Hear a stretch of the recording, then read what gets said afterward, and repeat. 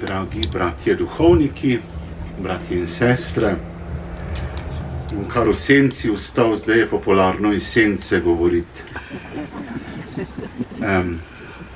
35 let samostojne Slovenije praznujemo. Mislim, da lahko rečemo, da to res ni dolga zgodovina. Številni med nami se še dobro spomnimo tistih dni, ko se je odločalo, ali bomo smeli živeti v svoji državi in sami odločati o svoji prihodnosti. In zato je naša maša danes tudi izraz naše hvaležnosti.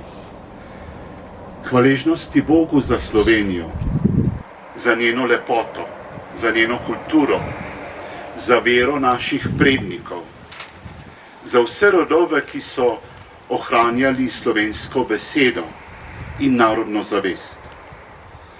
Ja, brez njihove zvestobe danes ne bi stali tukaj kot svoboden narod. Pred 35 leti ste mnogi pokazali izjemen pogum. Borili ste se za to, ker ste verjeli, da je življenje v svobodi najdragocenejši dar in da je za ta dar vredno tudi kaj tvegati in žrtvovati. In zato se danes s spoštovanjem spominjamo vseh žrtev osamosvojitvene vojne. Posebej pa se spominjamo vojakov teritorialne obrambe, Miroslava Molka in Antona Žaklja, ki sta na tem območju leta 1991 darovala svoje življenje za samostojno Slovenijo. Torej ni naključje, da smo prav tukaj na kraju, kjer je bila svoboda plačana življenjem. Takšni kraji so kraji spomina, hvaležnosti in odgovornosti. Njuna žrtev ni le del zgodovine, ampak je vprašanje za vse nas. Lahko bi rekli vprašanje vesti za vse nas. Kaj bomo pa mi storili z darom svobode, ki sta ga pomagala braniti? Nima naj Gospod podari večni mir, ampak nam pa hvaležno srce, ki ne pozablja. Domoljubje ni glasno vzklikanje parol, ni mahanje z zastavo enkrat na leto. Ampak domoljubje je veliko bolj zahtevna krepost. Domoljub ni človek, ki trdi, da je v njegovi domovini vse v redu in vse prav, ampak je domoljub človek, ki vidi tudi napake, vendar nad svojo domovino ne obupa. Kdor ljubi, gradi, ne beži, povezuje. Ja, za Slovenijo tudi lahko rečemo, da ni popolna. Tudi nikoli ne bo popolna. Tudi nobena družina ni popolna in noben narod ni brez napak. Če imamo radi svoje starše, čeprav vemo, da niso popolni, zakaj ne bi imeli radi tudi svoje domovine, ki nam je bila zaupana? Mogoče včasih preveč kritiziramo, sliši se veliko kritik, ampak manj slišimo vprašanje, kaj lahko storim za svojo domovino. Države ne gradijo predvsem zakoni, gradimo jo ljudje.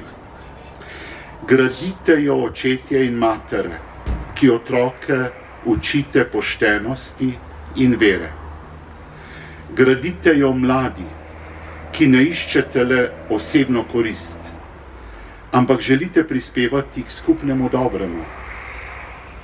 Gradijo jo učitelji, zdravniki, podjetniki, kmetje, delavci, duhovniki, prostovoljci. Vsi, ki svoje delo opravljamo vestno in se trudimo za poštenje. Slovenija bo toliko dobra, kolikor bomo dobri njeni ljudje, njeni državljani. In se mi zdi, da je tukaj naša naloga zelo velika.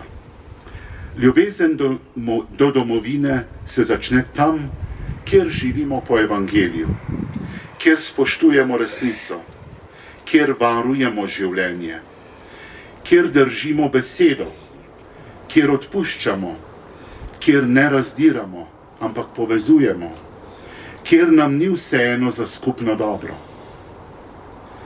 Svoboda ni samo pravica, svoboda je tudi, ali pa najprej mogoče celo, odgovornost. Samostojna država ni samo dediščina, ki smo jo prejeli, ampak je tudi naloga. Naloga, ki jo moramo izpolniti. Vsak rod mora znova dokazati, da je vreden svobode, ki mu je bila zaupana.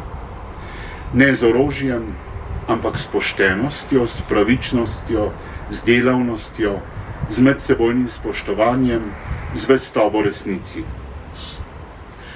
Zato, ko danes molimo za našo domovino Slovenijo, ne prosimo Boga predvsem zato, da bi bila še bogatejša, tudi zato, ampak ne predvsem zato. Prosimo ga za njene državljane, kajti največje bogatstvo naroda so ljudje z vestjo. Ljudje, ki znajo razlikovati med dobrim in zlim. Ljudje, ki imajo hrbtenico. Ljudje, ki tudi takrat, ko je težko, ostanejo zvesti resnici in dobremu. Mislim, da takih ljudi danes res potrebujemo. Naj bo 35. obletnica slovenske samostojnosti priložnost, da obudimo svojo hvaležnost in svojo odgovornost. Domovino ljubimo zato, ker je naša, in prav zato želimo, da bi bila vsak dan bolj pravična, bolj poštena, bolj povezana in bolj človeška. Prosimo danes Gospoda, blagoslovi državo Slovenijo, varuj naš narod, daj modrost tistim, ki vodijo državo, pogum tistim, ki branijo resnico in zvestobo vsem nam, da bomo znali ohraniti in izročiti prihodnjim rodovom domovino, ki bo vredna njihove ljubezni. Ja, dolžni smo to, da bodo tudi mladi rodovi, tisti, ki prihajajo za nami, lahko ponosni na našo domovino, Republiko Slovenijo. Bog jo blagoslovi. Amen.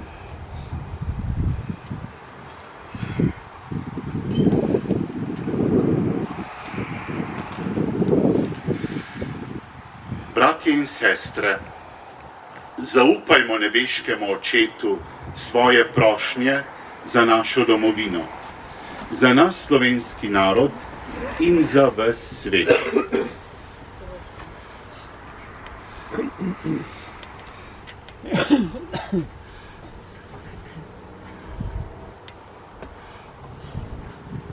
Za Cerkev, da bo v našem narodu pogumno oznanjala evangelij, branila dostojanstvo vsakega človeka ter utrjevala vero, upanje in ljubezen.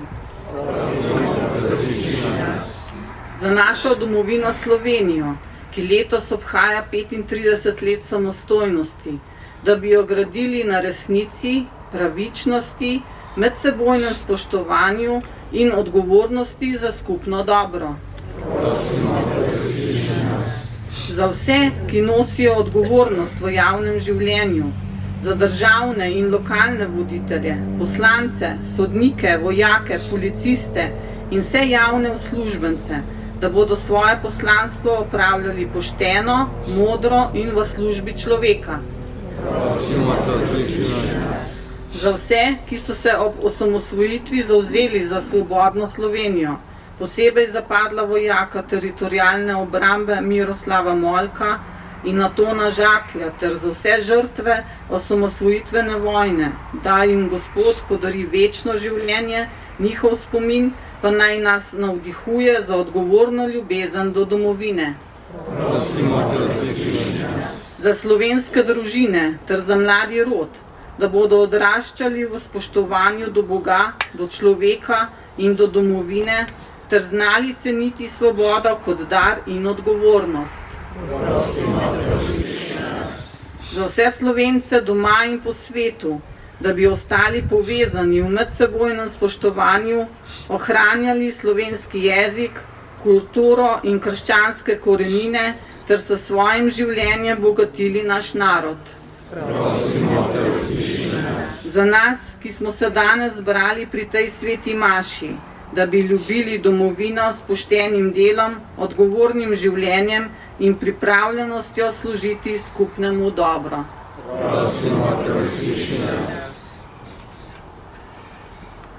Nebeški Oče, usliši naše prošnje.